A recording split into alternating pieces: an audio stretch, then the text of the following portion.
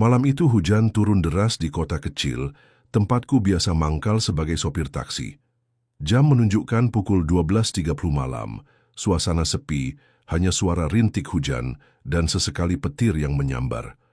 Aku hampir memutuskan untuk pulang ketika seorang perempuan muda melambaikan tangan di pinggir jalan.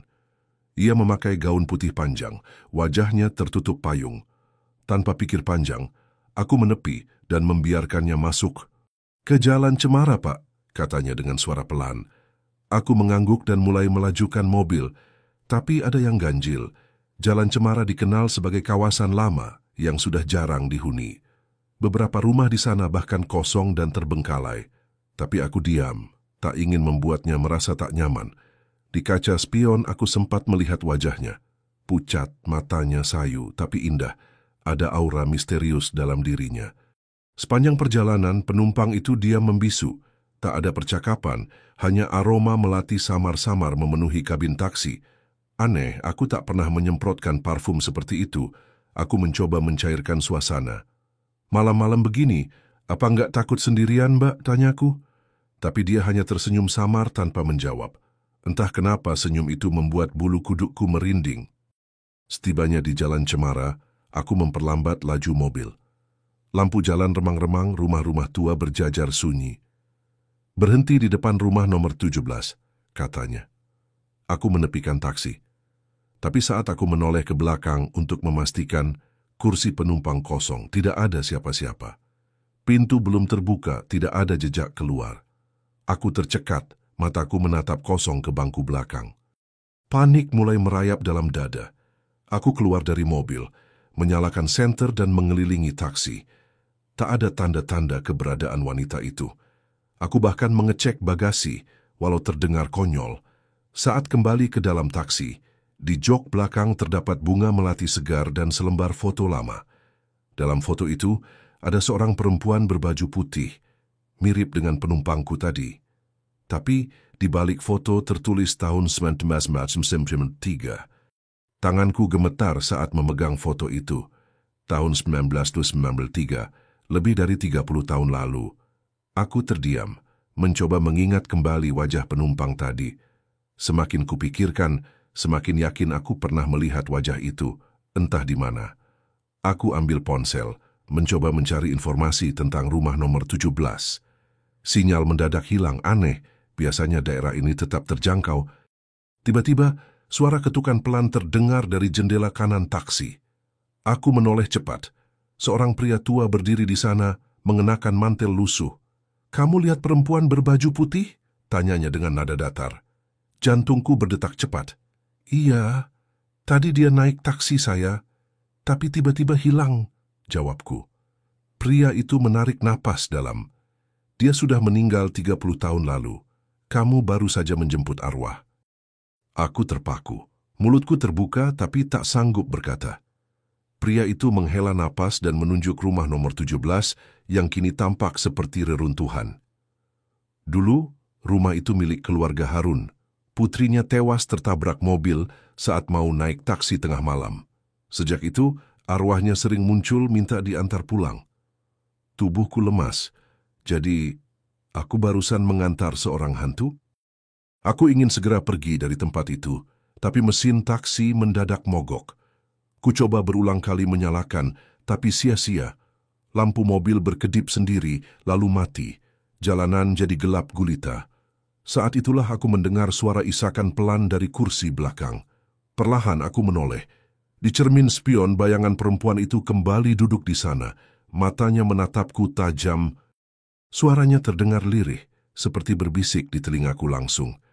"Aku belum pulang. Jangan tinggalkan aku." Tubuhku kaku, lidah keluh.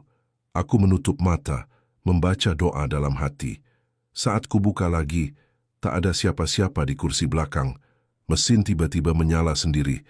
Tanpa pikir panjang, aku injak gas dan meninggalkan Jalan Cemara secepat mungkin. Sesampainya di rumah, tubuhku masih gemetar. Aku langsung masuk tanpa menoleh ke belakang. Istriku yang kaget melihat wajah pucatku bertanya, tapi aku hanya bilang kelelahan. Malam itu aku tak bisa tidur. Bau melati masih tercium samar, seolah terbawa dari dalam taksi. Aku merasa ada yang mengawasi dari sudut kamar, padahal lampu menyala terang. Pagi harinya, aku nekat kembali ke tempat mangkal biasa. Teman-teman sesama sopir menyapaku, tapi satu orang menarik perhatian. Pak Rudi, sopir senior. Saat ku ceritakan kejadian semalam, wajahnya langsung berubah serius. "Kamu juga kena ya?" katanya. Ia pernah mengalami hal yang sama, bahkan diantar ke alamat yang sama, rumah nomor 17 di Jalan Cemara. Pak Rudi melanjutkan, "Waktu itu aku sampai kesurupan, taksi jalan sendiri, dan baru sadar di pinggir sungai." Ceritanya membuat bulu kudukku berdiri. Ia bilang arwah perempuan itu belum tenang karena masih mencari taksi yang bisa membawanya ke tujuan terakhir, yang entah di mana. "Kalau kamu dapat tanda-tanda lagi, segera datang ke makamnya," pesan Pak Rudi. Aku penasaran dan mencari tahu tentang kecelakaan tahun 1993. Di internet, kutemukan artikel koran lama. Gadis SMA tewas ditabrak saat mencegat taksi. Namanya Ratna Ayu. Wajahnya persis seperti yang kulihat. Kuburan Ratna ternyata berada di pemakaman tua, tak jauh dari Jalan Cemara. Aku putuskan untuk pergi ke sana sore itu juga. Di pemakaman, suasana sunyi dan mencekam. Nisan dengan nama Ratna Ayu tertutup dedaunan. Aku bersihkan perlahan dan menaruh bunga melati yang kubawa. Saat itu, angin berembus pelan dan entah dari mana terdengar suara lembut. "Terima kasih." Aku menoleh cepat, tapi tak ada siapa-siapa. Hanya daun yang berguguran dan langit yang mulai gelap. Malam harinya, suasana rumahku terasa berbeda. Lebih tenang. Tak ada aroma melati, tak ada suara aneh. Aku mulai berpikir kalau arwah Ratna sudah tenang, tapi ternyata aku salah. Saat aku masuk ke dalam taksi keesokan malamnya, di kursi belakang tergeletak bunga melati, masih segar dan di atasnya ada secarik kertas bertuliskan, "Aku belum sampai." Aku tercekat. Tulisan itu tak salah lagi milik Ratna. Goresan halus, rapi, seperti tulisan tangan perempuan. Tapi apa maksudnya dia belum sampai? Bukankah rumahnya di Jalan Cemara? Atau dia punya tujuan lain yang belum tercapai? Aku merasa ini belum berakhir. Rasa penasaran mulai mengalahkan rasa takutku. Aku harus cari tahu lebih dalam. Aku kembali menemui Pak Rudi. Ia menyarankan agar aku menemui seorang ustaz yang dikenal bisa melihat lebih jauh. Namanya Ustaz Harun. Kami bertemu malam itu juga. Setelah mendengar kisahku, Ustaz Harun diam sesaat, lalu berkata, "Arwah itu tidak jahat. Dia hanya belum menemukan jalannya, tapi ada yang menahannya." Kalimat terakhirnya membuatku merinding. Menurut Ustaz Harun, arwah Ratna terjebak antara dunia karena ada janji yang belum ditepati. "Cari tahu siapa yang terakhir kali menjanjikan sesuatu padanya," katanya. Aku tak tahu harus mulai dari mana, tapi artikel lama yang kutemukan menyebutkan bahwa Ratna saat itu hendak menemui seseorang. Sayangnya, artikel tak menyebut siapa orang itu. Aku memutuskan pergi ke kantor redaksi koran yang dulu menulis berita itu. Untungnya mereka masih menyimpan arsip fisik. Setelah bersusah payah mencari, kutemukan catatan tambahan yang tak dimuat di artikel utama. Di catatan itu tertulis, korban diduga hendak menemui kekasihnya yang bernama Damar, sopir taksi freelance. Dadaku langsung berdebar kencang. Nama Damar membuat pikiranku kalut. Aku belum pernah dengar nama itu sebelumnya, tapi kata sopir taksi freelance membuatku yakin Damar mungkin tahu apa yang terjadi malam itu. Aku bertanya pada rekan-rekan sopir senior dan seorang dari mereka berkata, "Damar dulu sering narik malam tapi dia menghilang tiba-tiba kayak ditelan bumi. Aneh dan mencurigakan." Salah satu sopir, Pak Tono, mengaku pernah satu pangkalan dengan Damar. Dia sempat cerita mau menikah dengan gadis muda, tapi ada masalah sama keluarganya. Aku makin yakin gadis itu adalah Ratna. Setelah bertanya lebih jauh, aku dapat alamat lama rumah Damar. Meskipun belum tentu dia masih tinggal di sana, aku merasa harus mencobanya. Rumah itu berada di gang sempit daerah pinggiran kota. Cat temboknya pudar, suasananya sepi. Seorang ibu tua membuka pintu. "Damar, itu anak saya," katanya pelan. "Tapi dia sudah meninggal, 20 tahun lalu. Dunia seperti berhenti berputar." "Bagaimana bis?" tanyaku dengan suara gemetar. Si ibu lalu mengajakku masuk dan mulai bercerita. Waktu itu, Damar pulang dengan wajah panik. Dia bilang telah menabrak seseorang. Dia bingung harus apa. Malam itu, dia kabur keluar kota. Tapi hanya beberapa hari, dia ditemukan tewas di jalan, katanya kecelakaan. Si ibu mengelap matanya. Sampai sekarang saya nggak tahu siapa korban tabrakan itu. Aku tercekat, jangan-jangan Ratna? Aku menunjukkan foto Ratna pada si ibu. Ia terdiam lama. Ya Tuhan, dan ini wajah yang sering muncul di mimpi saya. Dia hanya diam, menangis. Semua kepingan mulai menyatu.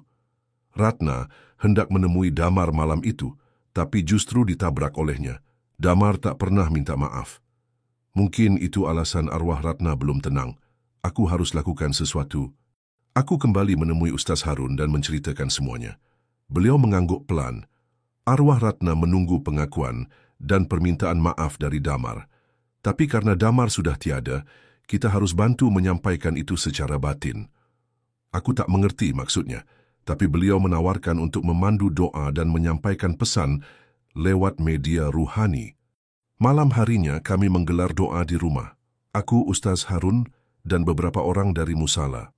Dalam doa, beliau membaca ayat-ayat tertentu dan membakar kemenyan. Suasana berubah hening dan berat. Tiba-tiba, tubuhku bergetar hebat. Aku merasa seperti ditarik ke ruang lain, gelap, dingin, dan hanya terdengar suara isak tangis pelan. Di dalam gelap itu, kulihat sosok Ratna berdiri sendirian. Wajahnya sendu, mata berkaca-kaca. Dia memandangku seolah aku adalah Damar. "Kenapa kamu tinggalkan aku di malam itu?" bisiknya lirih. Hatiku tercabik. Dengan suara tercekat, aku berkata, "Maafkan Damar, dia takut, dia menyesal dan dia tak pernah tenang sejak malam itu." Ya. Ratna menatapku lama. Air matanya mengalir tapi wajahnya perlahan berubah tenang. "Kalau begitu, aku bisa pulang sekarang?" Aku mengangguk. Seketika cahaya hangat menyelimuti tempat itu dan Ratna tersenyum sebelum sosoknya menghilang dalam cahaya. Tubuhku tersentak kembali ke dunia nyata. Keringat membasahi bajuku tapi dadaku terasa ringan. Ustaz Harun menepuk pundakku. Alhamdulillah dia sudah tenang sekarang. Malam itu benar-benar sunyi. Tak ada bau melati, tak ada suara aneh. Untuk pertama kalinya dalam beberapa hari aku bisa tidur nyenyak. Tapi ternyata cerita ini belum selesai. Karena keesokan harinya seseorang naik ke taksiku. Wajahnya mirip sekali dengan Ratna. Perempuan itu duduk di bangku belakang dengan senyum hangat. "Ke terminal lama ya Pak," katanya. Suaranya mirip sekali dengan Ratna, tapi wajahnya tampak lebih muda, lebih hidup. Aku diam sejenak, menatapnya lewat kaca spion. "Maaf, Mbak, kita pernah ketemu sebelumnya?" tanyaku ragu. Dia hanya tersenyum. "Mungkin saja, tapi saya tidak ingat." Sepanjang perjalanan aku merasa deja vu. Jalan yang dilewati, suasana malam, bahkan bau samar melati, semuanya persis seperti malam ketika Ratna naik taksiku. Aku mulai berpikir, apakah ini hanya kebetulan atau ada keterikatan yang belum selesai. Ketika sampai di terminal, dia berkata pelan, "Saya tunggu ya kalau Bapak mau tahu lebih banyak." Setelah dia turun, aku mengikuti langkahnya dengan mata. Dia berjalan menuju bangku tua di ujung terminal, lalu menghilang begitu saja, tanpa jejak. Aku turun dari mobil, menghampiri tempat duduk itu. Tak ada siapa-siapa. Di bangku kayu itu, hanya ada seikat bunga melati dan secarik surat. Dengan tangan gemetar, aku membukanya. Isi surat itu membuat dadaku sesak. "Terima kasih telah mengantarku sejauh ini, tapi ternyata aku bukan satu-satunya. Masih ada yang terjebak. Seperti aku dulu, tolong bantu mereka, seperti kau telah membantuku." Tidak ada nama, tapi aku tahu itu dari Ratna. Sejak saat itu aku mulai merasa bahwa taksiku bukan sekadar kendaraan biasa.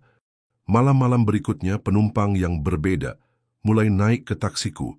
Mereka selalu muncul di waktu sunyi, dengan tujuan yang aneh dan cerita yang menyimpan luka. Dan entah mengapa, aku selalu tahu siapa yang nyata dan siapa yang datang dari dunia lain. Mungkin ini takdir, mungkin ini hukuman, tapi yang pasti, ini belum berakhir. Suatu malam, seorang anak kecil menghentikan taksiku di pinggir taman kota. Tubuhnya kurus, memakai baju lusuh, dan membawa boneka sobek. Aku mau pulang, katanya lirih. Saat kutanya alamatnya, dia menyebut tempat yang bahkan sudah jadi gedung parkir bertingkat. Tapi aku tetap melajukan mobil ke sana. Seperti biasa, instingku berkata, ini bukan penumpang biasa. Setibanya di lokasi, anak itu menatap gedung tinggi itu dan tersenyum kecil. Dulu di sini rumahku, tapi aku ketinggalan saat semua orang lari dari kebakaran. Jantungku mencelos. Aku diam, tak sanggup bicara. Anak itu memeluk bonekanya dan berbisik, terima kasih sudah antar aku pulang. Dan seperti sebelumnya, dia menghilang begitu saja. Hari-hari berikutnya, aku menerima banyak penumpang yang sama. Wajah sayu, kata-kata misterius, dan selalu meninggalkan sesuatu di kursi belakang, foto lama, surat, boneka, atau bunga. Perlahan aku mulai memahami mereka tak cuma ingin pulang, mereka ingin dikenang. Mereka hanya ingin kisahnya didengar, tidak dilupakan oleh waktu. Kini taksiku seperti jembatan antara dua dunia. Aku tidak lagi takut. Setiap malam aku narik bukan untuk uang semata, tapi untuk menyambut mereka yang masih terikat kenangan. Aku menjadi saksi bisu kisah-kisah yang tertinggal. Dan setiap kisah, bagaimanapun seram atau sedihnya, selalu berakhir dengan satu hal. Damai. Orang-orang menyebutku sopir gila, karena sering terlihat bicara sendiri. Tapi aku tahu aku tidak sendiri. Di malam paling sunyi, suara mereka masih terdengar di jok belakang. Taksiku bukan hanya kendaraan, ini tempat terakhir bagi mereka yang ingin pulang. Dan selama aku masih di balik kemudi, tak ada arwah yang akan tersesat di jalan malam.